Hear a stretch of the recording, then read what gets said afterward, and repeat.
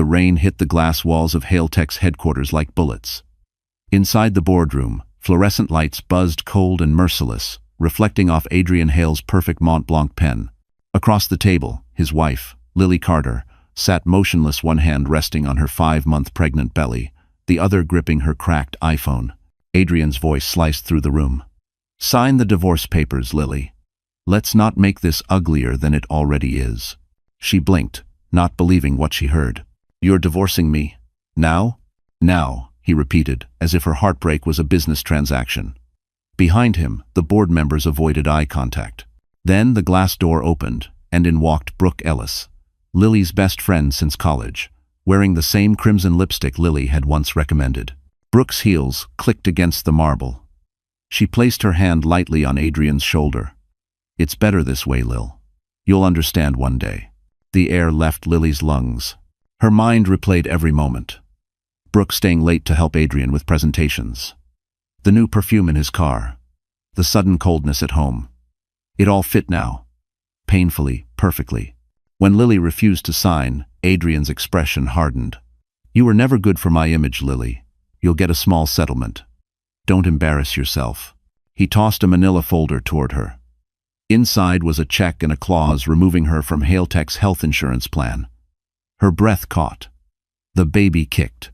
She rose, trembling. "I believed in you, Adrian. I gave you everything." He shrugged. "And you'll survive. Women like you always do." A flash of lightning struck outside, illuminating his smirk. The photographers waiting in the lobby snapped away as Lily stumbled out, clutching her belly, rain mixing with tears. Her heels slipped on the wet steps. The Mont Blanc contract floated in a puddle, ink bleeding into nothing. Her phone buzzed a notification. Breaking news. CEO Adrian Hale announces new relationship with PR director Brooke Ellis. A photo loaded beneath Adrian's hand wrapped around Brooke's waist, both smiling in the same building Lily had just fled. Her chest tightened, breath ragged. The rain soaked her thin coat as taxis rushed past. She whispered to the child inside her, "It's just you and me now." Then a horn blared. A black Mercedes stopped inches from her legs. The driver yelled, "Lady, watch where you're going." Lily looked up through the windshield. Adrian's face stared back at her from a massive digital billboard across the street, promoting his company's new campaign. Innovation, integrity, vision. The irony burned through her like fire. She turned away, hand on her stomach, and kept walking into the storm. But what she didn't see was the camera flash from across the street, capturing her soaked, defiant silhouette. That image would soon go viral and change her life forever. The next morning, sunlight crept through the broken blinds of a Brooklyn walk-up apartment Lily could barely afford. The city hummed outside delivery trucks, barking dogs, someone arguing over rent. Inside, silence. Just the hum of an old fridge and the ache in her back. Her suitcase sat half open beside a cardboard box marked fragile. Everything she owned fit inside it. A few books, her cracked iPhone, one framed wedding photo, and a half-empty jar of peanut butter. The smell of damp paint mixed with the bitterness of instant coffee. She hadn't slept. The echo of Adrian's voice, cold, businesslike, still played in her head. Lily checked her bank account again.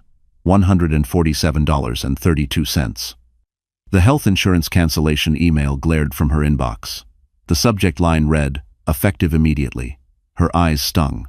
She whispered, "We'll make it, baby." Somehow. Her body ached as she placed her hand on her belly. The baby kicked weakly, as if reminding her to stay strong. But strength felt foreign now. She'd gone from Park Avenue penthouses to a peeling one-bedroom with flickering lights in less than 48 hours. A knock startled her. The super, Mrs. Ruth Goldman, late 70s, wiry gray hair and heart of gold, stood outside holding a chipped kettle. "You didn't have one, right? You'll need tea. It helps with the nausea." Lily smiled faintly. "Thank you. I'll pay you back." Ruth waved a hand. "Don't you dare. You're too skinny already. Eat something." She eyed Lily's belly, softened. "Men can be trash, honey. But babies? They're miracles. You hold on to that." When Ruth left, Lily sat on the floor, staring at the peeling paint. Her iPhone buzzed a message from Brooke. Be happy for us, Lil. Things just happened. Don't hate me. Her throat tightened. She typed, "You deserve each other." Then deleted it. She turned the phone face down, as if silence could protect her from betrayal. Hours later, she took a temp job as a catering assistant, serving hors d'oeuvres at events for the same wealthy people who used to greet her as Mrs. Hale. She wore a black uniform that barely fit over her belly. No one recognized her. No one cared. That night, exhaustion hit her like a wave. She fell asleep on the floor beside her suitcase, one hand on her belly, the other clutching a hospital brochure she couldn't afford to visit. At 3 a.m., pain tore through her abdomen, sharp, searing. She gasped, crawling toward her phone. No, not now. The taxi dispatcher kept her on hold. She stumbled down the stairs, breath shallow, rain starting again outside. The hospital lights burned too bright. Doctors spoke fast, machines beeped louder. She caught fragments: blood pressure, fetal distress, early contractions. Her heart raced. Tears blurred her vision. Please just save my baby. Hours later, she woke in a white hospital room, IVs in her arms. A nurse stood beside her with kind eyes. You're lucky, sweetheart. One baby's heartbeat is strong. But, she hesitated, you lost the other twin. The world tilted, the ceiling spun. Her hand went instinctively to her belly, now smaller, hollow. A boy, she whispered. It was a boy? The nurse nodded. One boy still fighting. You did good, Mom. Lily closed her eyes. The hum of the monitors matched her heartbeat, slow, broken, but still there. Rain hit the window again, soft this time. She turned her face toward it, whispering to the little life inside her. It's just you and me now, baby. Just us. But in the corner of the room, an intern scrolled his phone, recognizing her viral photo from last night's newsfeed, and sent it to someone at Hale Tech. Within hours, Adrian would know exactly where she was. The next 3 days blurred into fluorescent light, the steady hum of machines, and the small, fragile sound of her surviving baby's heartbeat. Lily lay motionless in the hospital bed at Lenox Hill, one arm bandaged, the other reaching toward the plastic incubator that held her newborn son. He was so small he could fit in her palm-pink cheeks, trembling lips, tubes taped to his skin. A name tag read Baby Carter. She whispered softly, Ethan. Your name is Ethan. No one came to visit. No flowers. No balloons. Just the rhythmic beep reminding her that one heartbeat had stopped forever. A nurse named Carmen walked in, young and kind. He's strong for a preemie. You've got a fighter there. Lily smiled weakly. He didn't get that from his father. Carmen hesitated, recognizing her face. You're the woman from the news, aren't you? She quickly added, Don't worry. I won't say anything. Lily turned toward the window, embarrassed. The city skyline glittered under the gray sky, indifferent to her pain. Down below, yellow cabs moved like veins of life going on, while hers stood still. Later that night, a bouquet arrived at the nurse's station, white roses, sent anonymously. Carmen carried them in. Maybe a friend? Lily shook her head. The card read, Hope the scandal was worth it. A well-wisher. Her throat tightened. The hospital staff exchanged uneasy glances. At midnight, her phone buzzed. It was an email from Adrian's lawyer. Please confirm the hospital bills have been transferred to your personal account. You are no longer under Hale Tech insurance. Lily stared at the screen. Her son's heartbeat monitor beeped faster, matching her own panic. They cut me off, she whispered. She grabbed a pen and paper, cheap hospital stationery, and began listing expenses: formula, diapers, rent, hospital fees. The numbers climbed like a mountain she couldn't climb. Tears blurred her vision. Carmen returned, placing a hand on her shoulder. You need rest. Lily shook her head. I can't. If I don't find a job soon, I'll lose him. The nurse frowned. You just gave birth, honey. I just lost one. Lily said quietly. Rest isn't an option. The next morning, she insisted on leaving against medical advice. She signed the discharge papers with trembling hands. Carmen slipped her a blanket. At least keep him warm. Outside, the cold February wind sliced through her coat. Ethan whimpered softly in her arms. She walked 3 blocks to the subway, holding him close, her hospital bracelet still dangling. The train screeched through the tunnels. People stared, some with pity, others with judgment. She sat in a corner seat, rocking the baby, whispering, "You'll never be invisible, Ethan. I promise." Back in her dim apartment, she laid him in a laundry basket lined with towels. She couldn't afford a crib yet. She ate crackers and drank water from the faucet. That night, thunder rolled again. She looked at her sleeping son, eyes swollen but heart alive. "You survived, and so will I." Across town, in Adrian's luxury penthouse, Brooke held a glass of champagne. "She actually kept the baby?" she asked. Adrian smirked. "She'll come crawling back. They always do." "For?" He didn't notice the TV in the background. The local news replaying the viral image of a woman walking into the storm with a hand on her belly. The caption read, "Abandoned, but unbroken." And while Adrian laughed, the same image caught the attention of someone else's, Gabriel Stone, billionaire founder of the Stone Scholars Foundation, who quietly whispered to his assistant, "Find her." Snow piled against the windows of the small Brooklyn apartment, dulling the sounds of the city. Inside, the heater clanked like an old man coughing, and Lily counted the last $20 in her purse. A can of formula, a pack of diapers, and bus fare that was all she could stretch for the week. Ethan slept in his makeshift crib, a laundry basket, wrapped in a faded blanket. Every few minutes, he let out a tiny whimper, like he feared the world might forget him if he stayed quiet too long. Lily leaned over, humming softly, her voice cracking. "Mommy's here, sweetheart. Always here." Lime. Her cracked iPhone buzzed. A message from the credit card company blinked across the screen. Past due, $2,413.87. Her chest tightened. She whispered to herself, "I used to buy champagne at the plaza, now I can't even buy milk." Every day was a rotation of exhaustion and survival. She woke at 5 a.m., fed Ethan, dropped him off at a small daycare run by Mrs. Ruth downstairs, and took the subway to a part-time catering job. The uniform itched and the shoes pinched, but she smiled through it. She had to. At one event in Midtown, she froze when she heard a familiar voice. Adrian's. Her body stiffened as she turned. There he was, standing under a chandelier, holding a glass of whiskey, laughing beside Brooke. Brooke wore a Cartier bracelet, one Lily had once chosen for herself, never bought. Lily lowered her head, pretending to refill glasses. But fate was cruel. Adrian spotted her. His smirk spread. "Well, well, look who's finally working for a living." Brooke giggled. "Adrian, stop. Land." He ignored her. "How's the baby, Lily?" "Oh, right, babies. Plural, wasn't it? Or did one not make it?" Her breath hitched. She turned away before he could see the tears forming.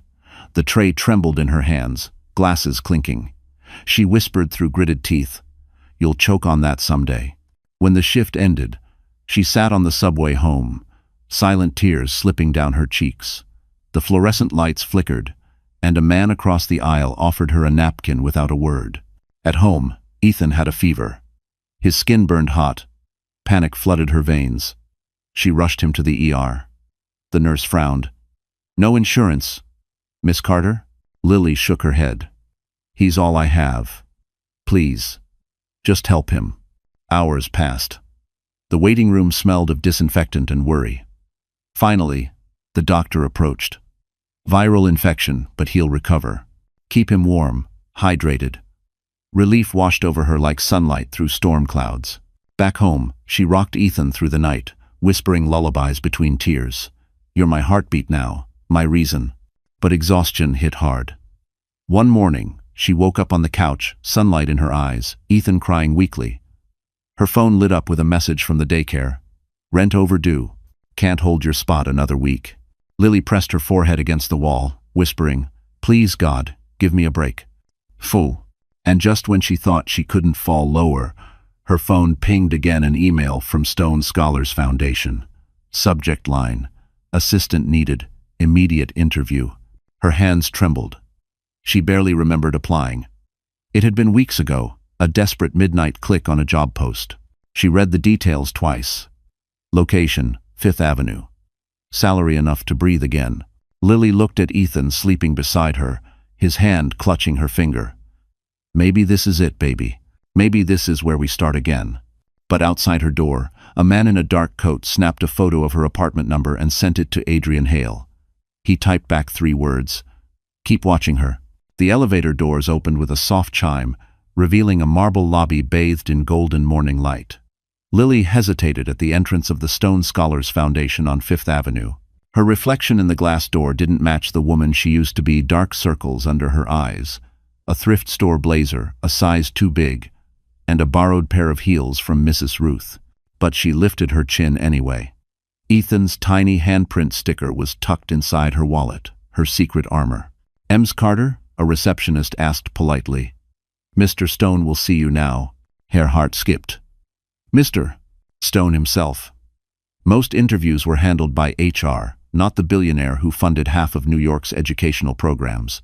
She followed the assistant through a corridor lined with photos, children smiling with new books, classrooms renovated, libraries reborn. Then she entered an office overlooking Central Park. Floor-to-ceiling windows framed the skyline like a painting.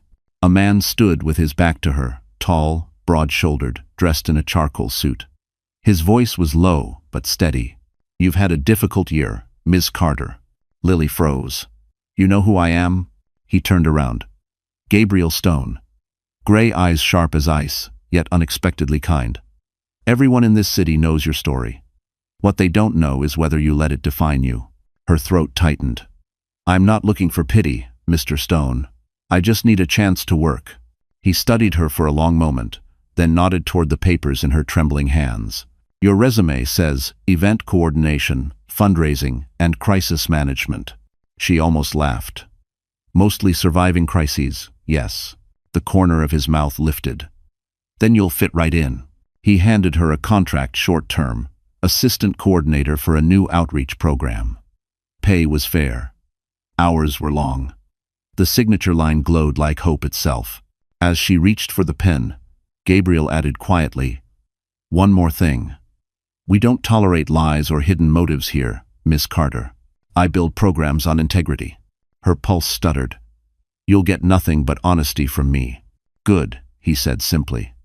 "Because the people who tried to ruin you, they're on my radar too." Lily blinked. "What do you mean?" Gabriel's gaze lingered. "Let's just say I invest in character, not headlines."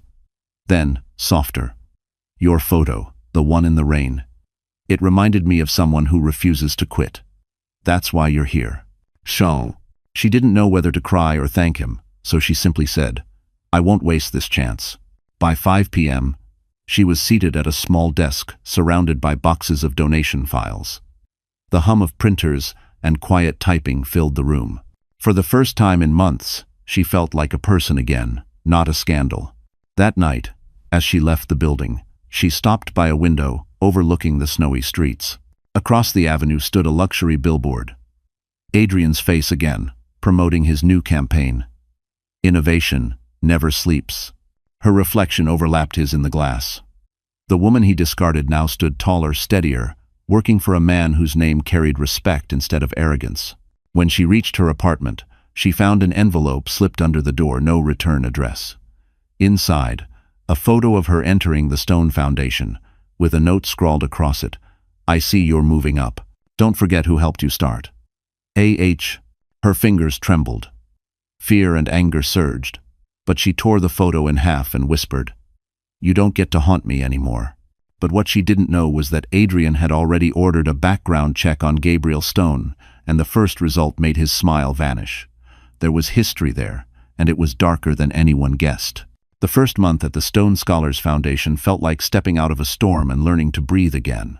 Lily woke early, brewed cheap coffee in her small kitchen, and took the subway to 5th Avenue, her second home now. The office buzzed with quiet ambition, filled with people who believed in rebuilding lives through education. For the first time since the divorce, she didn't feel invisible. Gabriel Stone rarely appeared in the main office, but when he did, the air shifted. His calm presence commanded attention without effort. He treated everyone from interns to directors with the same quiet respect. To Lily, that was the most disarming part. There were no games, no manipulation, no masks. One afternoon, Gabriel asked her to prepare a proposal for a charity gala-an event that would bring together tech CEOs, investors, and philanthropists. "You've done this before," he said. She hesitated. "Not since my old life." "Then this will be your new one," he replied simply. Working late became routine. The office emptied around 9, leaving Lily under the glow of her desk lamp, reviewing budgets on her MacBook Air. When Gabriel passed by, he'd leave a cup of black coffee beside her without a word. It wasn't romantic, it was respect, maybe empathy. But the past had sharp edges. One evening, she opened her email to find a message from unknown sender. "You think working for Stone makes you clean? Ask him what happened in Seattle, 2015. Her pulse quickened. She looked toward Gabriel's glass office, empty now. She closed the laptop, brushed it off. But sleep didn't come easily that night. Days later, while finalizing the gala's guest list, her stomach dropped. Adrian Hale's name was there.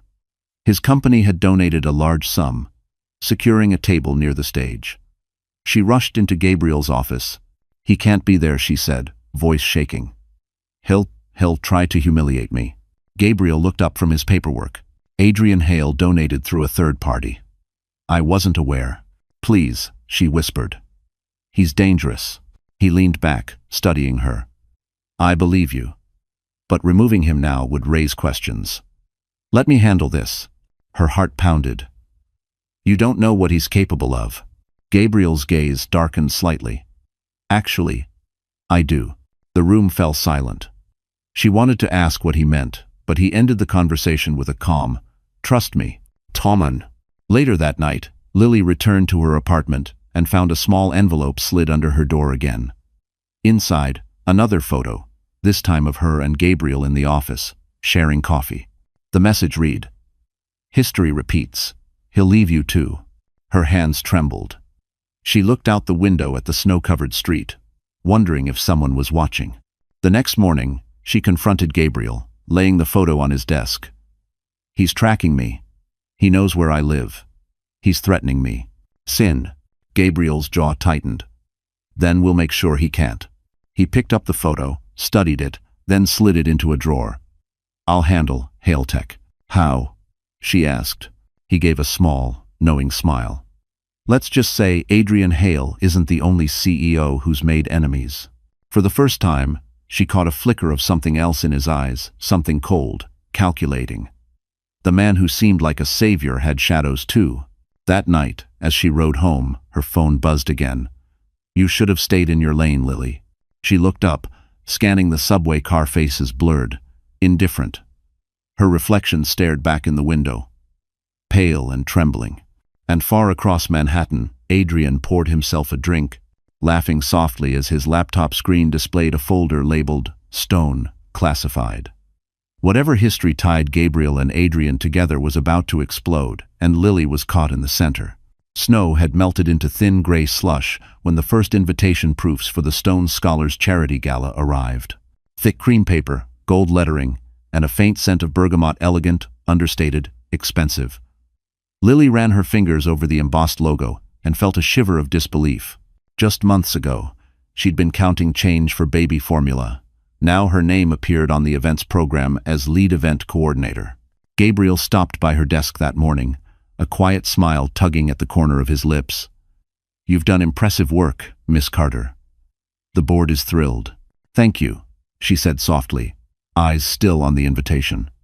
"I just want everything perfect." "Perfection's overrated," he replied, slipping his hands into his pockets.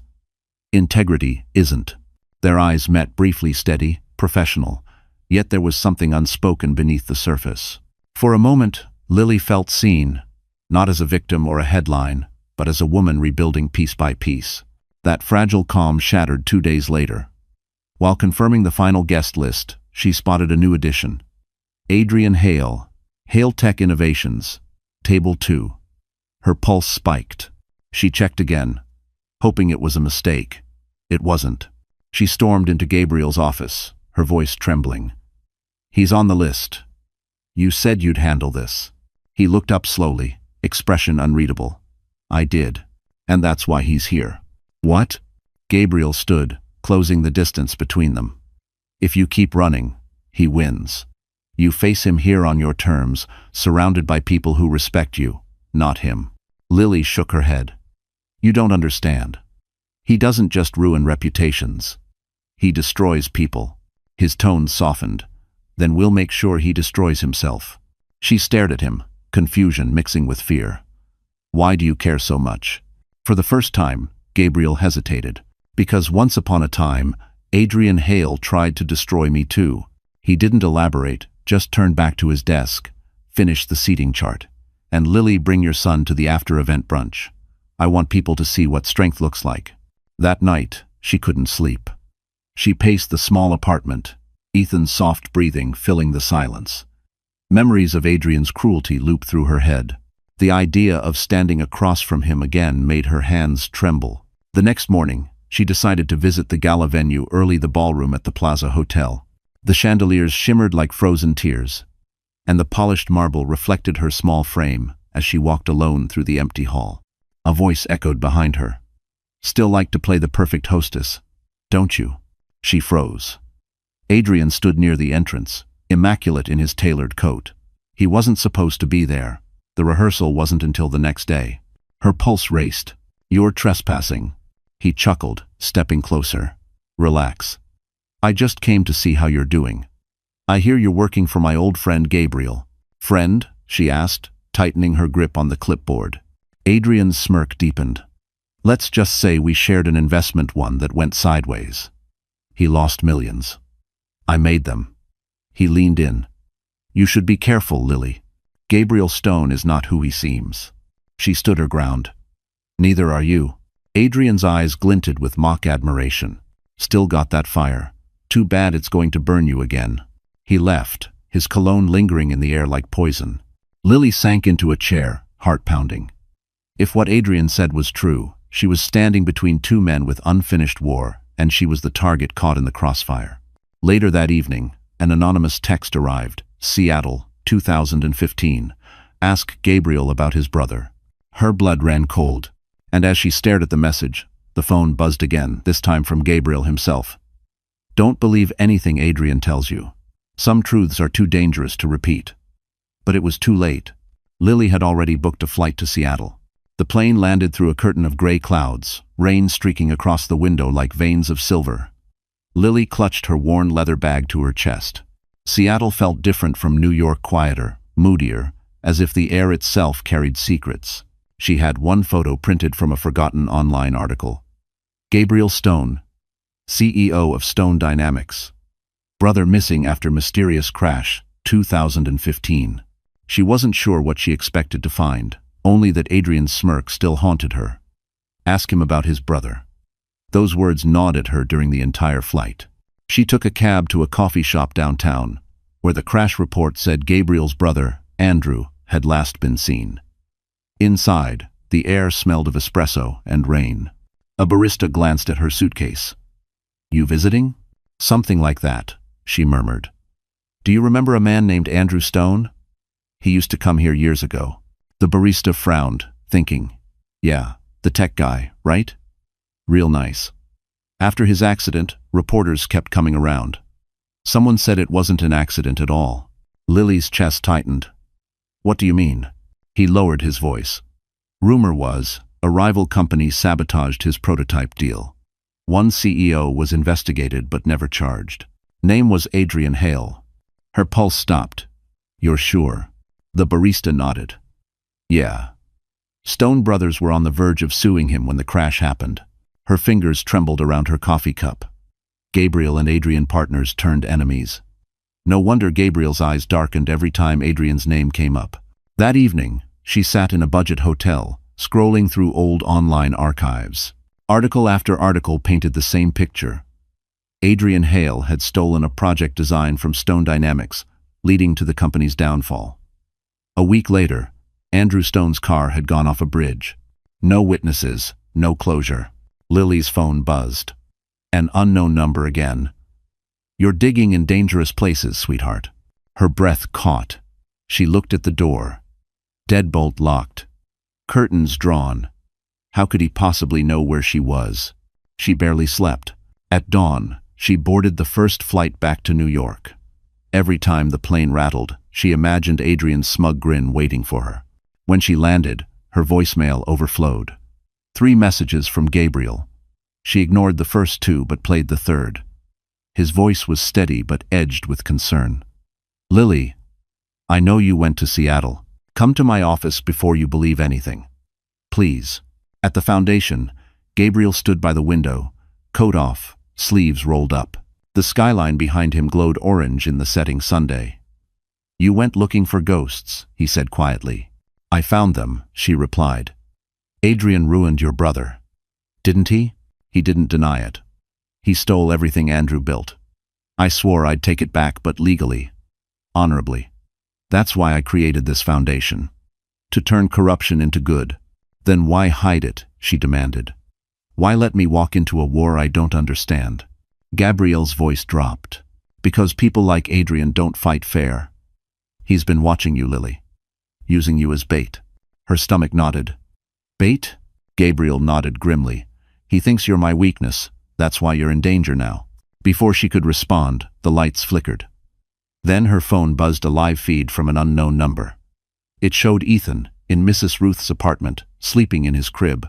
A shadow moved across the screen. Lily's scream caught in her throat. "He's in my building." "Chenzer." Gabriel grabbed his coat. "We'll get him now." They raced through the streets, heartbeats pounding louder than the sirens outside. But when they burst into her apartment, the crib was empty, and on the wall above it, written in red marker, were 3 chilling words: "Come to the gala." The world tilted sideways as Lily stood in the doorway of her apartment, staring at the words scrawled on the wall. "Come to the gala." Ethan's crib was overturned, his blanket on the floor, a pacifier rolling slowly in place. Her knees buckled, but Gabriel caught her before she fell. Her voice came out fractured. "He took my baby. Oh God, he took my baby." Gabriel's jaw clenched. "We don't know that yet. He's trying to control you." "Then where is he?" she screamed, her voice cracking under the weight of terror. "Where is my son?" Police sirens wailed outside. Within minutes, officers filled the apartment. One lifted a small USB drive taped under the crib rail.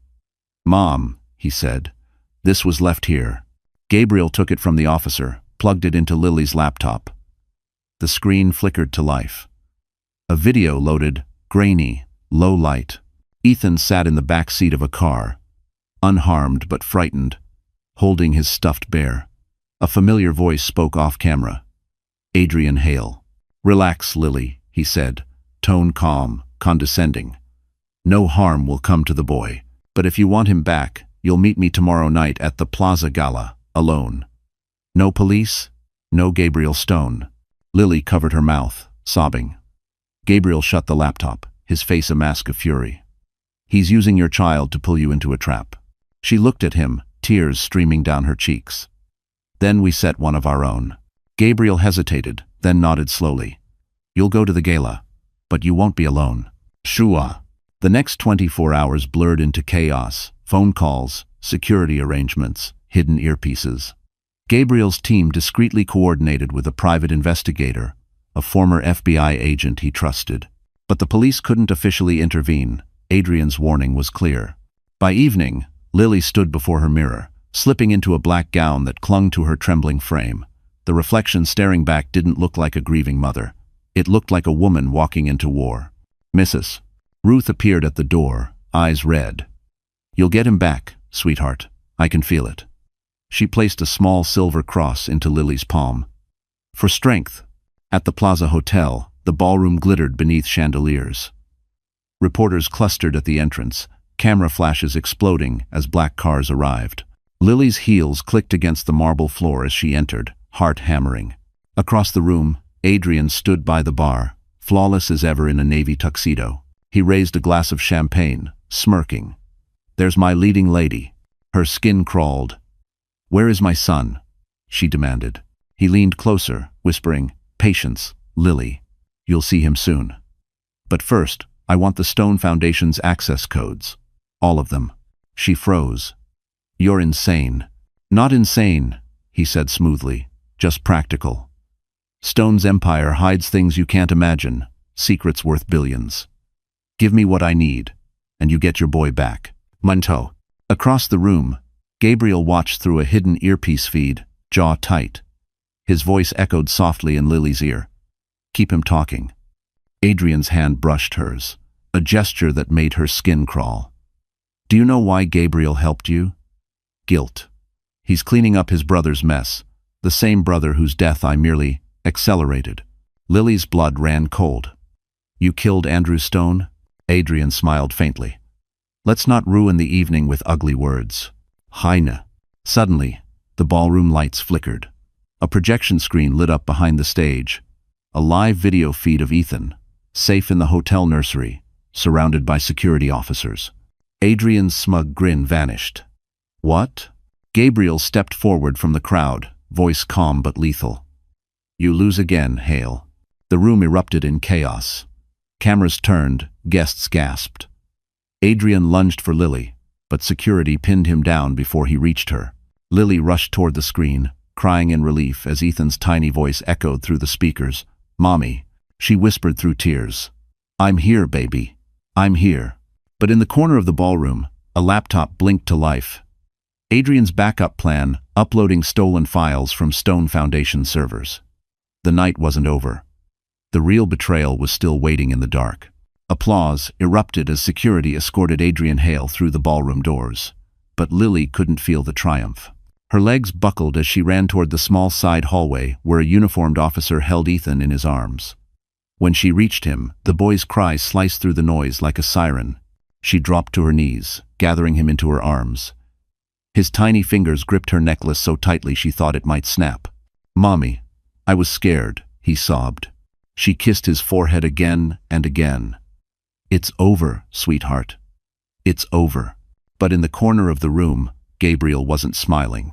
He was staring at the large screen still glowing on stage, where lines of code scrolled faster than any human could type. His assistant shouted over the music. Someone's breached the system. He planted a remote access program. Gabriel's voice cut through the chaos. Kill the connection now. Too late. The screen went black. Then the ballroom's overhead projector flickered again, flashing the Stone Foundation's confidential files, donor lists, financial ledgers, encrypted communications, all pouring into the room in real time. Gasps filled the air as cameras began recording. Lily froze. What is this? Gabriel's jaw tightened. He's trying to frame us for money laundering, for fraud, anything that will ruin everything we've built. Reporters shouted questions, cell phones lit up, security scrambled. Adrian smirked as he was dragged toward the exit. Told you I'd make you famous again, Lily. Gabriel stepped closer, eyes blazing. You'll pay for this. Adrian chuckled. So will she. The woman who cost 2 brothers their legacy. Then he looked directly at Lily. You didn't think I found you by accident, did you? I knew Stone couldn't resist a damsel in distress. You were my key all along. Her throat tightened. You used my son. Collateral, he said coldly. Lily lunged forward, fury overtaking fear. You took everything from me, my child, my peace, my dignity. But not tonight. She grabbed the glass of champagne from a nearby table and threw it in his face. The ballroom erupted in chaos again, flashes, shouting, security closing in. Adrian was dragged out, dripping and swearing. Gabriel turned to his team. Lock down every system. We trace the breach and expose the source. Tonight, we end him legally. Oh? By dawn, the ballroom was empty except for shattered glass and exhausted staff. Lily sat on the edge of the stage, Ethan asleep in her lap. Gabriel handed her a bottle of water, his expression softer now. You saved the night, he said quietly. If you hadn't stalled him, we'd have lost everything. She shook her head. You saved us, again. He hesitated. Lily, there's something I never told you. She looked up, wary. What is it? Before Adrian ruined my brother's company, I was part of it too. I funded his first project, the one that killed Andrew. His voice cracked. I didn't know what he planned, but I still live with it every day. Silence fell between them. She studied his face, not the billionaire now, but a man haunted by regret. Finally, she said softly, Then we both know what it's like to lose everything because of him. Gabriel nodded. That's why I swear he'll never touch you or Ethan again. 1. He reached into his coat pocket and handed her a small flash drive. This is the evidence that proves he stole from both companies. It's time for justice. She held it tightly. Let's finish this. Outside, morning light crept across Fifth Avenue, glinting off the broken champagne glasses that littered the marble floor. The headlines were already spreading. CEO Adrian Hale arrested at charity gala scandal. Damn it. But neither of them saw the shadowy figure slipping out the service exit, Adrian's tech assistant with another identical flash drive in hand, whispering into the phone. Phase 2 is ready. Morning sunlight poured through the blinds of Gabriel's penthouse overlooking Central Park. But neither he nor Lily noticed. The night's chaos still clung to their skin like smoke. News anchors across every channel replayed the footage. Adrian Hale arrested at charity gala scandal. Public sympathy shifted instantly toward the Stone Foundation, and toward the woman whose defiant image once went viral in the rain. Lily sat on the couch, Ethan asleep beside her, his tiny hand still clutching her sleeve. She sipped coffee that had gone cold hours ago. Her voice trembled. Do you think it's over? Gabriel stood near the window, staring down at the city. With Adrian? No. Men like him don't stop. Not until they've destroyed everything or everyone around them. 2. He turned, eyes heavy but resolute. We need to finish what we started. That flash drive. It's enough to convict him and every investor tied to his fraud schemes. But once we use it, it'll burn bridges that can't be rebuilt. Lily nodded. Then let it burn. The moment felt solid, but peace never lasted long in her world. By afternoon, her phone buzzed with a call from an unknown number. She almost didn't answer, until she heard a voice she hadn't expected. Brooke. Lily. It's me. The voice cracked, brittle, almost frightened. Lily froze.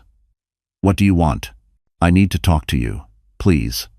I didn't know Adrian would take it this far.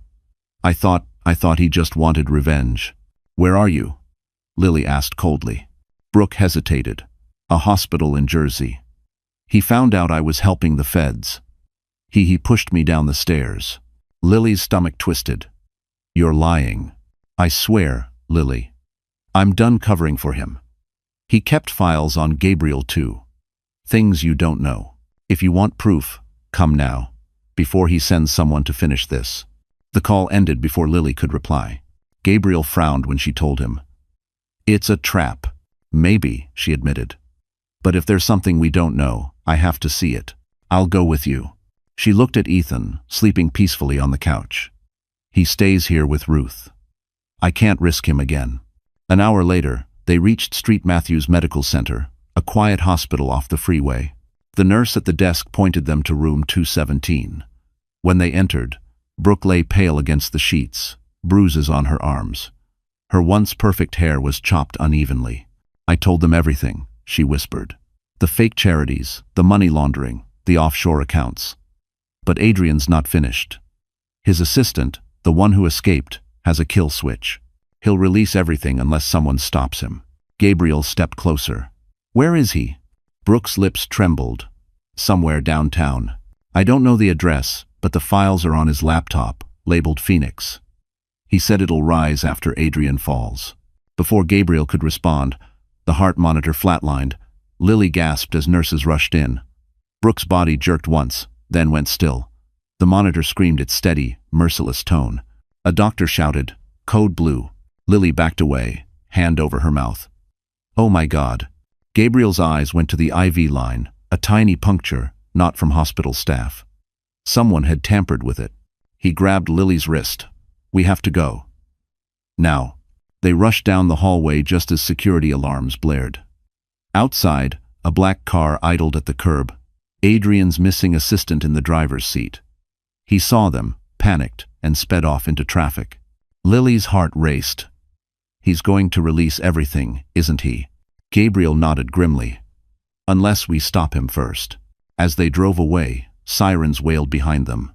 Snow began falling again, soft and relentless, as if the world refused to let her forget that peace was temporary. And in the chaos, neither of them saw the flash of a camera from across the street, capturing Lily and Gabriel fleeing the hospital. By morning, the headline would read, "Murder at Street. Matthews, Was the CEO's ex-wife involved? The morning after the hospital incident, New York woke to flashing headlines. Ex-wife of disgraced CEO, linked to mysterious death. Lily's face filled every newsfeed, the same viral woman from years ago, now painted as a suspect in another scandal. Cameras camped outside her Brooklyn building, and reporters shouted her name as if she were a criminal rather than a survivor. Inside, the air smelled of fear and coffee gone cold. Gabriel paced the living room, sleeves rolled up, phone pressed to his ear. "No comment means guilty," he muttered to his lawyer. "We need to control the narrative before Adrian's people bury her alive." Lily sat by the window, holding Ethan's stuffed bear. Her reflection in the glass looked like a ghost. "They think I killed her, don't they?" Gabriel hung up and turned toward her. "That's what Adrian wants." Brooke was their last loose end. He needed a new distraction, you. Tears welled in her eyes. "But there were witnesses. They saw us arrive after she was hurt." "How you? They won't care about truth," Gabriel said quietly. "They care about spectacle. You make good TV." The knock at the door made them both jump. Detective Ramirez stood in the doorway, trench coat damp from the morning rain. His tone was polite but sharp. "Miss Carter, Mr. Stone, we'd like to ask a few questions downtown." Gabriel stepped in front of her. "She's not answering without counsel." Ramirez nodded. "Then I suggest you bring one. We found syringe residue in the victim's fore, no fingerprints. But we did find this." He held up a plastic evidence bag containing a gold bobby pin. Lily gasped. She recognized it instantly. It was hers. Ramirez's eyes softened. "If you're innocent, you'll want to clear this up." By noon, she sat under harsh fluorescent lights, in an interrogation room, the metal chair cold against her back. Every sound echoed, the ticking clock, the hum of the vent, the scribbling of notes. "I didn't kill her," Lily repeated for the 10th time. "I went there to talk." The detective studied her. "Then how did your pin end up at the scene?" She swallowed hard. "I hugged her. She was scared." He nodded slowly, not committing. "You know, Miss Carter, I read your file. You've had one hell of a life. People like you, survivors, they attract storms." "I didn't ask for any of this," she whispered. Hours later, Gabriel arrived with his attorney. "She's leaving," he said firmly, "unless you plan to charge her." The detective sighed. "No, not yet. But stay in town." As they exited the precinct, the street was chaos, reporters, flashing cameras, microphones. Questions flew like arrows. Did you poison Brooke Ellis? Was it revenge? Are you and Gabriel Stone romantically involved? Gabriel shielded her with his arm, guiding her to the car. "Don't answer them," he said. But Lily's silence was mistaken for guilt. The next morning, tabloids screamed, "Widow of Hailtech Empire turns fatal." By midday, donors began withdrawing support from the Stone Foundation. Emails flooded in, canceled partnerships, severed contracts. Gabriel slammed his office door. He's winning again. Adrian's ghost, even from jail, is poisoning everything. Lily approached him quietly. "Then we expose him. All of it. The offshore accounts, the bribed officials, everything Brooke told us." "Shen." He looked at her, something fierce flickering in his eyes. "If we do that, there's no turning back." "There never was," she said. That night, they sat side by side in Gabriel's study, laptops open, files spread across the desk. The glow from the screen lit their faces. Two broken people stitching justice from ruins. Lily opened a folder labeled Phoenix. Her hand froze. Inside wasn't just Adrian's data. There were internal documents from Stone Foundation itself. Hidden payments. Secret transfers. She turned to Gabriel, voice trembling. "What is this?" He looked up, his expression unreadable. "Those aren't supposed to exist." Before she could respond, every light in the penthouse went out. The city plunged into blackout. And from the darkness came a single ping on her laptop screen. "Hello again, Lily." The blackout hit Manhattan like a punch to the chest. Every window on Fifth Avenue went black. Every elevator froze. Every neon sign blinked out at once. The only light in Gabriel's penthouse came from the faint blue glow of Lily's laptop, the single line of text pulsing on the screen. "Hello, again, Lily." Her fingers trembled above the keyboard. "It's him," she whispered. "It has to be Adrian." Gabriel grabbed his phone. No signal. Impossible. "He's in federal custody." "Then who's typing?" As if in response, the cursor blinked again, followed by new words. "Did you really think prison could hold me?" Lily's breath caught. "He escaped?" Gabriel's expression hardened. "No, someone's using his access. Maybe his assistant."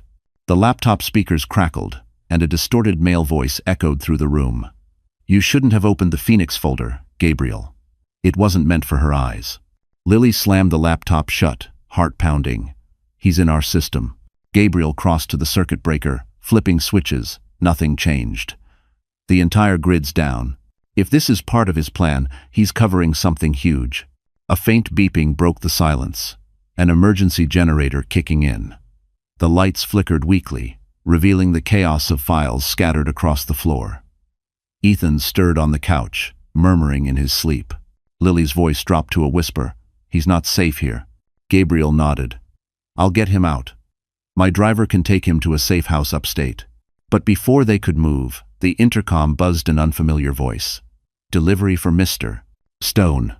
Gabriel froze. "I didn't order anything." Lily's instincts screamed. "Don't open it." Too late. The front door burst inward. A man in a maintenance uniform rushed inside, face half covered by a mask. Gabriel tackled him instantly. The two struggled, glass shattering, furniture toppling. The intruder swung a wrench. Gabriel dodged and landed a punch that sent the man crashing into the coffee table. Lily grabbed Ethan and ducked behind the couch, shielding his head. Her heart hammered. She glanced toward the fallen man, his jacket patch red. Hailtech Security. Gabriel ripped off the man's mask. The face beneath was unfamiliar, but a small tattoo on his wrist made Gabriel's blood run cold. A phoenix. "He's one of Adrian's," Gabriel said grimly. "They're executing his last directive." Police sirens wailed outside, faint but growing closer. The intruder groaned, trying to rise. Gabriel pressed him down. "Who sent you?" The man coughed blood, smiling through broken teeth. "Phoenix never dies." Then he went limp. Lily stared, horrified. He'd rather die than talk. Within minutes, NYPD stormed the building. Officers cordoned off the area, reporters gathering below. Detective Ramirez pushed through the crowd, eyes wide. "What the hell happened here?" Gabriel exhaled. "Adrian's network isn't done. Someone's hijacking the grid and the Foundation's data. We need protection for her, for the boy." "1." Ramirez nodded. "We'll arrange safe housing." That night, under police escort, Lily and Ethan were moved to a secure apartment in Tribeca. The city remained half dark. The skyline fractured, some towers lit, others dead. It felt symbolic. A war between light and shadow waged above the streets. Lily sat by the window, watching police cars below. "Every time I think it's over," she murmured, "he comes back." Gabriel, exhausted, leaned against the wall. "Then we ended our way. I'll trace the Phoenix network. You focus on staying alive." He turned to leave, but she grabbed his hand. "Don't face him alone." He gave a faint, tired smile. "You think I'd survive this long without you?" For the first time, she smiled back, fragile but real. A soft chime interrupted the silence. Lily's laptop powered itself on, though no one touched it. The screen displayed a live feed of Adrian Hale's cell empty, the door wide open, and beneath it, a single message appeared in red. "See you at the final." The next 48 hours felt like a fever dream. The FBI confirmed what everyone feared: Adrian Hale had escaped federal custody during a power outage at the correctional facility. 3 guards were missing, 2 others found unconscious. News anchors called it the most sophisticated prison break in recent history. Inside the Tribeca safe house, Lily couldn't stop shaking. Every sound made her flinch: the buzz of the fridge, the hum of the heater, the distant sirens. Ethan slept restlessly beside her on the couch, clutching his stuffed bear like a shield. Gabriel stood near the window, phone pressed to his ear, his face illuminated by the city lights that had finally returned. "Yes, I want full surveillance on every Hale Tech property," he said sharply. "And track every offshore account. He'll need money to move." "Why?" He ended the call, exhaustion in every line of his face. "He's not hiding, Lily. He's staging something public, something theatrical." Lily swallowed hard. "You mean revenge?" Gabriel nodded. "The gala humiliated him. He'll want an audience for his return." That night, she couldn't sleep.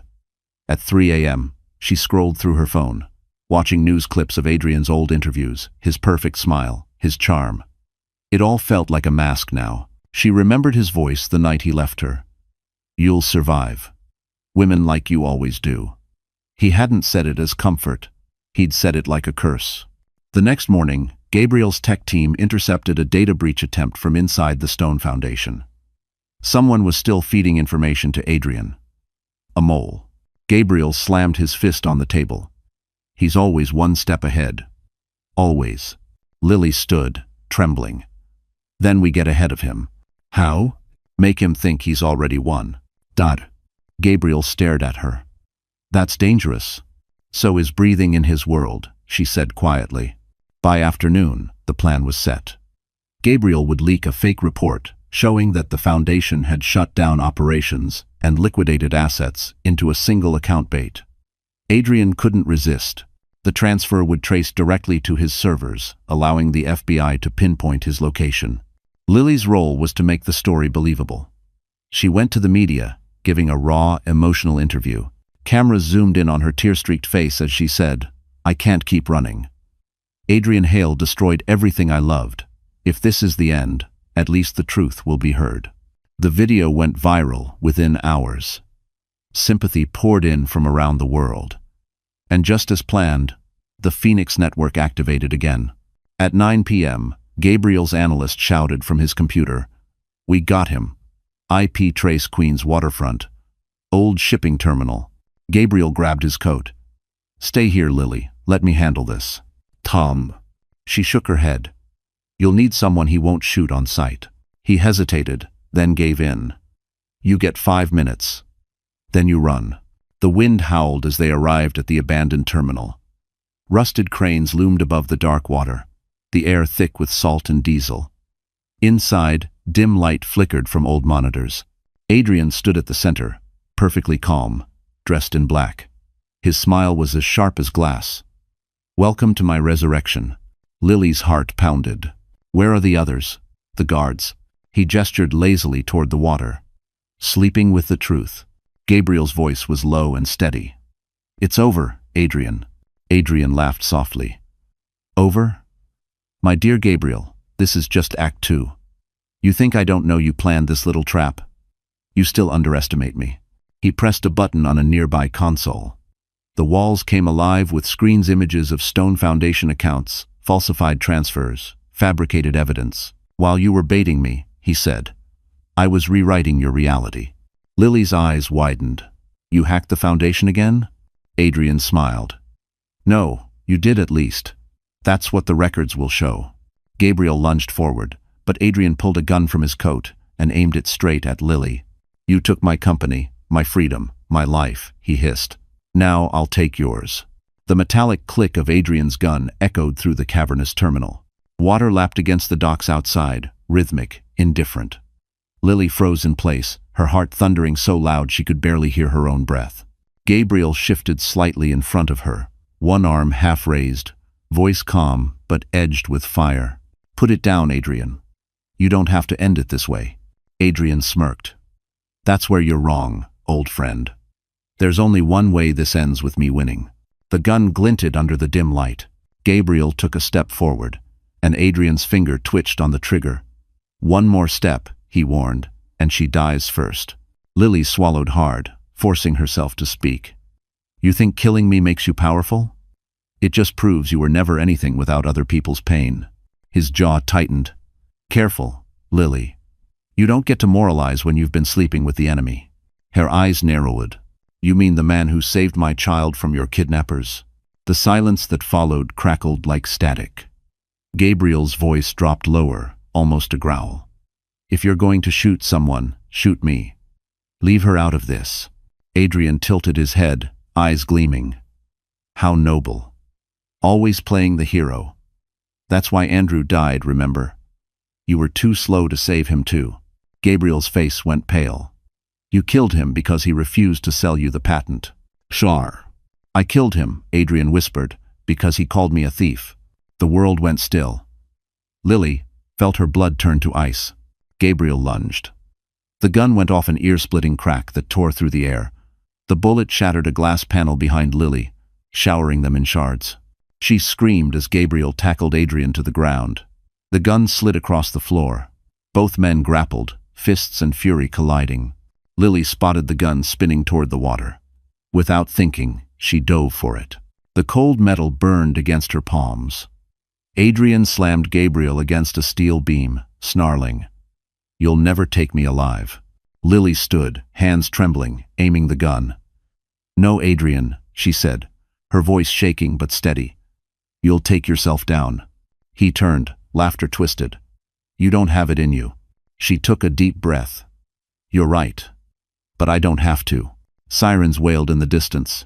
FBI, SWAT, NYPD converging. Adrian's smile faltered. "You called them." "John."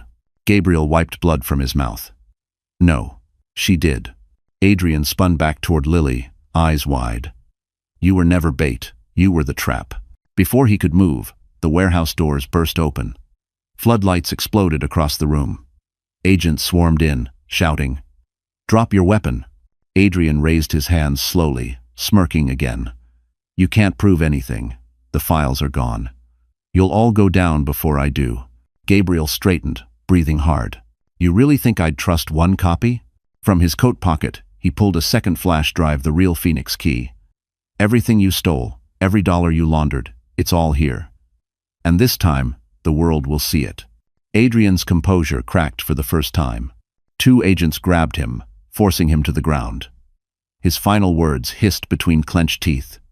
"You'll regret crossing me, Stone." "You too, Lily." As they dragged him out, his manic laughter echoed through the warehouse until it was swallowed by the roar of helicopter blades outside. Lily collapsed against a support beam, tears streaming. "It's really over?" Gabriel sank beside her, chest heaving. "It's over for him. For us, it's just beginning." He glanced at the sunrise spilling through the broken windows, golden light washing over the wreckage. For the first time in years, the sky looked clean. Lily exhaled shakily, eyes on the horizon. "I don't want revenge anymore," she whispered. "I just want peace." Gabriel smiled faintly. "Then, let's build it." But as they stepped outside into the dawn, neither saw the news drone hovering above, recording everything, live streaming to millions. The world was watching their victory and waiting for the next storm. The video of Adrian's arrest spread faster than wildfire. Overnight, the internet turned the story into a modern fable, the billionaire who fell to his own trap. But fame, even the accidental kind, had a price. Lily woke up to a world that now dissected her every breath. Talk shows debated her motives. Tabloids speculated about her romance with Gabriel Stone. And once again, her life wasn't her own. In the following weeks, the Department of Justice launched a public investigation into Hale Tech, the Stone Foundation, and everyone tied to the Phoenix network. The court hearings were broadcast live from Manhattan's Supreme Court. Crowds gathered outside daily, some holding signs that read "Justice for Lily," others shouting "Gold Digger." Lily walked through the courthouse entrance in a black suit borrowed from Gabriel's assistant. Cameras flashed, reporters shouted. She held her head high, though her heart quaked. Gabriel walked beside her, silent and steady, his hand briefly brushing hers in reassurance. Inside, the tension was suffocating. Adrian sat across the courtroom, cuffed but smirking, his expensive haircut still immaculate. Even in disgrace, he looked composed, a man convinced he'd eventually win.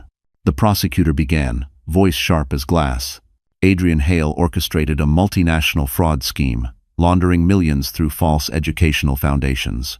When exposed, he conspired to kidnap a minor, falsify digital records, and frame his ex-wife. Adrian's lawyer, sleek and smug, countered, "Your Honor, my client is a victim of a smear campaign led by Mr. Stone, whose own company engaged in questionable accounting practices. He turned toward Lily. And Mrs. Carter, excuse me, Miss Carter, has a long history of emotional instability. Gasps rippled through the courtroom. Lily's stomach twisted. Gabriel squeezed her hand under the table, grounding her. When it was her turn to testify, she rose slowly, palms cold. He told me no one would believe me, she said, voice trembling. He said I was replaceable. But every time he tried to break me, I learned to rebuild. Not because I'm fearless, but because I had no choice. Her words silenced the room. Even the judge paused. Then Adrian leaned forward, eyes locked on her. You think this makes you strong? He hissed. You're just my creation, Lily. My perfect PR tragedy. The judge banged the gavel. Mr. Hale, another outburst and I'll hold you in contempt. Lily looked him in the eye. You don't own my story anymore. When she stepped down, Gabriel met her gaze, pride flickering behind the exhaustion.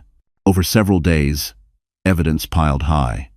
Bank statements, secret recordings, digital trails. The flash drive Gabriel had saved turned into the case's backbone. And when the final day came, Adrian's mask began to crumble. The prosecutor delivered the closing blow. You wanted to be immortal, Mr. Hale. Congratulations. You'll be remembered. Just not how you planned. The verdict came after 6 tense hours. The courtroom fell silent as the foreman read, "Guilty on all counts." Adrian didn't move. His face was pale, unreadable. Only when guards approached did he mutter, "You'll never live free. The world loves to break its heroes, too." As he was led away, Lily felt the air return to her lungs. She looked up at the skylight. Sunlight spilled across the polished floor like absolution. Outside, cameras exploded again. Reporters demanded quotes. Gabriel shielded her with his coat, whispering, "Let's go home." But before leaving, Lily turned to face the crowd. Her voice was calm, resolute. This isn't revenge. It's closure. For every woman told she's replaceable, this is proof she's not. The crowd erupted in applause. Yet across the street, a man in a gray suit watched silently, phone pressed to his ear. Phase 3 is complete, he said quietly. And she doesn't even know it. For the first time in 5 years, Lily woke up without fear. The trial was over. Adrian Hale was sentenced to 25 years in a federal penitentiary without the possibility of parole. Justice, long overdue, had finally found him. She sat on the terrace of Gabriel's penthouse, sunlight warming her face. Below, Central Park shimmered with early spring. Ethan played with his toy cars on the marble floor, humming to himself. For a moment, life almost felt normal. Gabriel joined her, holding 2 mugs of coffee. "You did it," he said softly. She smiled faintly. "We did it," but he shook his head. "You stood there alone, Lily. You faced him and won. That's your victory." "Won." Before she could reply, his phone vibrated. He frowned as he read the message. Strange. It just flagged a login attempt from an old Foundation server. They think it's nothing. But, she froze. But what? He hesitated. The location pinged from inside the prison. Her blood ran cold. That's impossible. He's behind bars. Maybe. Or maybe his network isn't. The rest of the day passed in a haze. Lily tried to shake the unease, focusing on Ethan's laughter, the smell of pasta simmering on the stove. But every time she blinked, she saw the faint smirk Adrian wore as he was led away in cuffs, like a man who knew something the rest of them didn't. Later that evening, while Gabriel attended a board meeting downtown, Lily tucked Ethan into bed. "No more monsters, okay?" she whispered.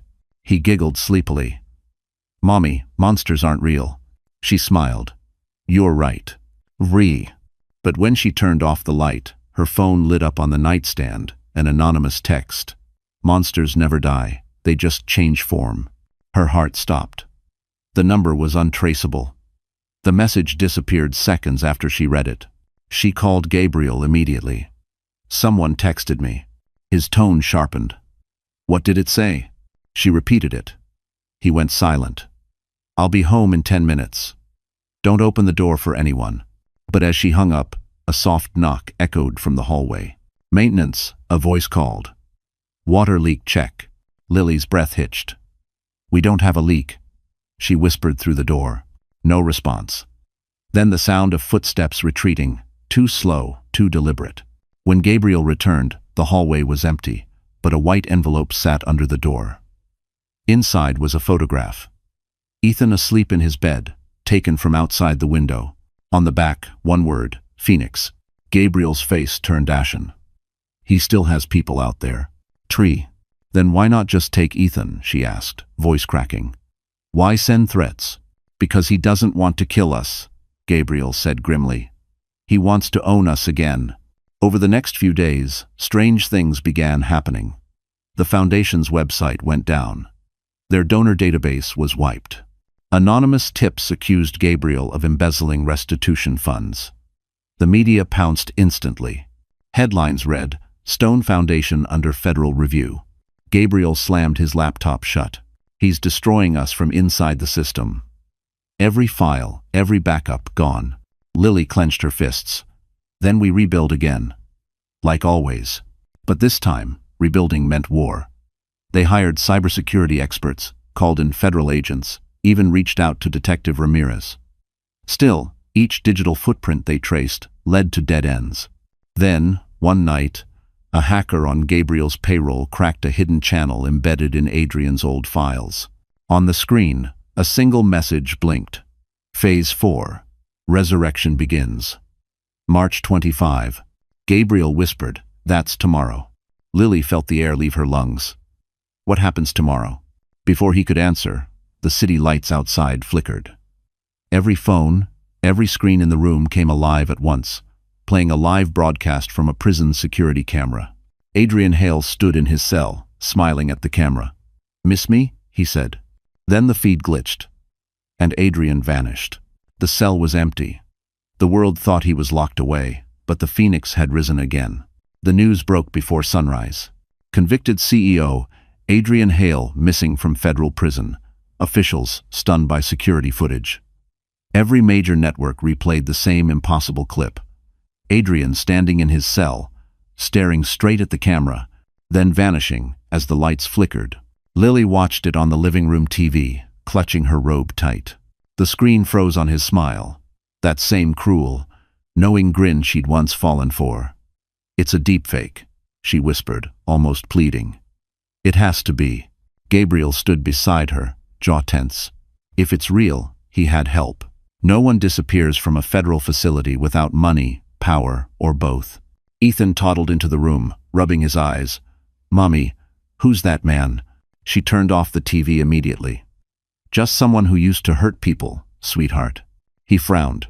Then why is he smiling? Lily had no answer. By noon, the FBI arrived. Special Agent Leland briefed them inside the penthouse. There's evidence of internal tampering, he said grimly. Digital logs erased, staff on duty unaccounted for. We think Hale orchestrated this for months, maybe years. Gabriel folded his arms. Then what does he want now? Revenge? Attention? Both, Leland replied. He's been sending encrypted messages to multiple financial servers. We think he's trying to trigger an economic breach to crash markets tied to his old company. Lily's heart pounded. If he does that, thousands of people will lose their jobs. Exactly, Leland said. And his last message mentioned you. The room went silent. What did it say? She asked. He pulled out a tablet and read aloud. To erase corruption, one must burn the symbol of innocence first. Lily felt the color drain from her face. He's coming for me. Oui. That night, the wind howled through the city like a warning. Gabriel doubled security around the building, armed guards at every entrance. Lily tried to sleep, but every creak in the hallway made her sit up, heart racing. Around midnight, her phone buzzed, an unknown number again. She hesitated, then answered. Lily, a voice rasped. It's over. You don't understand what's coming. Her pulse spiked. Adrian, you destroyed my empire, he said calmly. So I'll destroy the illusion you built from its ashes. You're insane, she hissed. You lost. You're a ghost. Ghosts live longer than heroes, he whispered. Look outside. She froze. The city lights flickered again. Every billboard, Every LED screen across Manhattan changed at once, displaying a single image. Her face, splattered across the skyline with the words, "Liar. Thief. Murderer." Her scream caught in her throat. Gabriel ran in seconds later, eyes wide. "What happened?" She pointed out the window, tears streaking down her face. "He's turning the world against me again." By dawn, social media was a storm. Hashtags trended globally. Number Lily Carter exposed, and number Phoenix returns. Adrian's network had leaked falsified documents, suggesting she'd staged the entire ordeal, manipulating both men for money and fame. Gabriel slammed his fist on the table. "He's rewriting history." "He's good at it," Lily whispered. "He always was, too." But something in her shifted then. The tears dried. Her voice steadied. "If he wants a war of truth, we'll give him one. I still have the real data from the Phoenix drive, the unedited files. We can prove everything." Gabriel nodded. "Then we go public. Live broadcast. Full evidence drop. He can't silence you if the whole world's watching." They moved fast. By evening, a press conference was scheduled at the Stone Foundation headquarters. Reporters flooded in, cameras ready. As Lily stepped onto the stage, she could feel Adrian's eyes on her, somewhere, unseen, waiting for her to fail. She took a breath. "You've heard his lies," she began. "Now, you'll hear the truth." But before she could continue, the lights in the auditorium flickered again, then cut out completely. Gasps filled the room. Someone screamed. A spotlight snapped on, illuminating a lone figure at the back of the hall, Adrian Hale, alive, real, smiling. And this time, he wasn't alone. Two armed men stepped forward from the shadows, their guns aimed directly at Gabriel Stone. Screams erupted as the spotlight widened, revealing Adrian Hale in the flesh. Immaculate suit, slicked hair, eyes glinting like polished steel.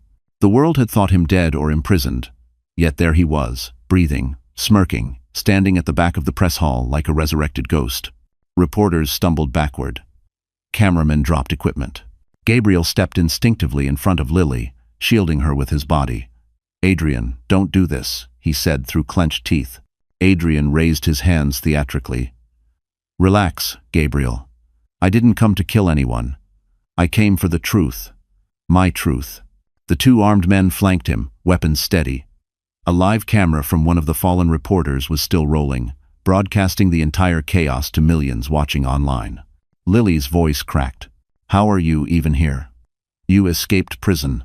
He cut her off with a soft laugh. "No. I was released. A favor repaid by men you can't even name. Power, Lily. It doesn't vanish, it just changes owners." He began walking toward the stage, each step echoing through the tense silence. "You've made me a monster for the public to feed on. So tonight, we'll let them decide who's the real villain." Gabriel's eyes flicked to the exit. Too far. The guards had already sealed the doors. He whispered, "Stay behind me." Adrian stopped mid-aisle, raising a small remote in his hand. "This is a live broadcast," he announced. "Every channel, every stream, every feed. I control them now, so smile, Lily. You're finally the star you always wanted to be." Lily's fear snapped into fury. "You think this makes you powerful? You've lost everything. Your company, your freedom, your soul." Adrian smirked. "Oh, darling. I sold my soul long ago. The trick is making others pay for it." Toi. He pressed a button on the remote. Behind the stage, a massive screen lit up, showing a hacked feed of Stone Foundation files, falsified versions again, rewritten to portray Gabriel and Lily as co-conspirators who embezzled millions. Reporters gasped, cameras zoomed in. Adrian turned to the audience. "You wanted corruption? Here it is. The philanthropist and the fallen wife. A perfect con." Gabriel stepped forward. "You forged those records. I have the originals." Adrian raised a brow. "Then prove it." Gabriel reached into his pocket and pulled out a small flash drive. "Already uploaded," he said coolly. "To every federal server, every journalist in the room. While you were talking, your empire was deleting itself." For the first time, Adrian's confident smile wavered. "You're bluffing." Lily shook her head. "No, he's not. You built the Phoenix network to resurrect yourself, but Gabriel just made sure it dies with you. Don't. The monitors behind them flickered again, this time displaying court-certified documents, real bank logs, testimonies, and video evidence, exposing Adrian's entire scheme. Adrian looked around wildly as the room erupted in shouts. The guards turned on him, lowering their guns in confusion. "Stop!" he screamed, grabbing one of the men's weapons. The shot fired upward, shattering a chandelier. Chaos exploded. People ducked, ran, screamed. Gabriel tackled Adrian again, the gun skidding across the marble floor. Lily dove for it, her hands trembling as she picked it up. "Don't!" Gabriel shouted. But Adrian lunged at her, grabbing her wrist, forcing the barrel toward her chest. His voice was a whisper of madness. "You ruined me, Lily. You think you'll walk away clean?" She stared straight into his eyes, the man she once loved, now hollow. "No, Adrian," she said, steady and cold. "I'm walking away free." A single shot rang out. The hall fell silent. Adrian stumbled backward, eyes wide in shock, then collapsed. The gun slipped from her hands as she sank to her knees, shaking. Gabriel caught her before she fell. "It's over," he whispered. Reporters slowly stood, their cameras still recording, live around the world. On screen, the headline began updating in real time. Adrian Hale dead. Truth finally revealed. Lily looked up through tears as dawn broke through the shattered windows. "No," she whispered. The truth finally lived. But as the broadcast ended, the live feed glitched. A single phoenix emblem flickered across every screen, followed by the words, "Every empire burns, but ashes can still breathe." The world watched the footage again and again. Adrian Hale's final collapse, the echoing gunshot, the woman who refused to die a victim. Within hours, the video became the most viewed broadcast in the country's history. News anchors called it the end of an empire. Social media split between horror and relief, while headlines screamed, "Lily Carter ends the Phoenix." But inside the hospital room 3 days later, there were no cameras, no applause, only silence and the steady beep of a heart monitor. Lily sat on the edge of the bed, her hands bandaged. Gabriel, bruised but alive, stood by the window. Morning sunlight spilled across his face, turning the city skyline into gold. "You saved my life," he said quietly. Lily shook her head. "No, we saved each other." Outside, the streets buzzed with rebirth. People gathered to lay flowers in front of the stone foundation, now a symbol of integrity rebuilt from ruin. Donations poured in. Former employees of HaleTech publicly testified, thanking Lily for exposing the truth. Even the FBI called her a key witness who ended one of the largest corporate crimes in modern history. Yet she felt no triumph, only exhaustion. A bone-deep ache that sleep couldn't touch. Detective Ramirez visited that afternoon, hat in hand. "It's official," he said. "The case is closed. Self-defense. Clear and clean. The world can finally move on." Lily gave a faint, weary smile. "Can we?" He hesitated, then tipped his hat. "You just did." When he left, Gabriel pulled up a chair beside her. "The Foundation's board voted this morning," he said. "They want you as co-chair." Her eyes widened. "Gabriel, no, I can't." "Yes, you can," he interrupted gently. "You turn pain into purpose. That's exactly what leadership is." She laughed softly, shaking her head. "I don't even know who I am anymore." He leaned closer, his voice low. "You're the woman who walked through fire and didn't let it burn her soul." For a long moment, they just looked at each other, two survivors bound by truth and ruin. Then he reached into his coat pocket and set something on the table, a simple silver ring, delicate and unpolished. Lily stared. "Gabriel." "No pressure," he said with a smile. "It's not about erasing what happened. It's about choosing what comes next." Her hand trembled as she picked up the ring. "I spent years fighting for survival. Maybe it's time to learn how to live again." He smiled. "Together?" She nodded, tears glimmering. "Together." Weeks passed. The city moved forward. The headlines faded.